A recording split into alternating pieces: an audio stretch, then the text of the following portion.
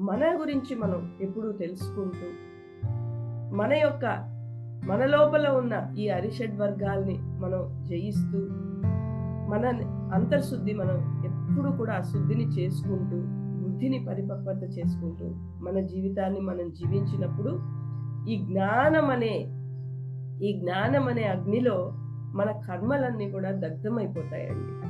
అందుకే మనం జ్ఞానాన్ని జ్ఞాన అగ్ని అంటాం. జ్ఞాన అగ్ని, ఒక అగ్ని ఎలా దహింప చేసేస్తుందో, దాంట్లో ఏది వేసినా అగ్ని గుణం ఏంటంటే దహింప చేసేస్తుంది. అలాగా మన కర్మలన్నీ కూడా, మన చెడు వాసనలన్నీ కూడా ఆ జ్ఞానం అనే అగ్నిలో దహించి వేయాలి మనం. కాబట్టి మనందరం కూడా ఈ యొక్క జ్ఞానం అనే నౌకని పట్టుకోవాలండి. ఈ జ్ఞానం అనే నౌకని ఎప్పుడైతే పట్టుకుంటామో, ఈ జ్ఞానం అనే నౌకను ఎప్పుడైతే ఎక్కుతామో, ఎలాంటి దుఃఖ సాగరాన్నైనా కూడా మనం దాటేయగలుగుతాం. ఈ జ్ఞానం అనే అగ్నిలో మన యొక్క కర్మలన్నింటినీ కూడా దహింప చేసుకోవచ్చు.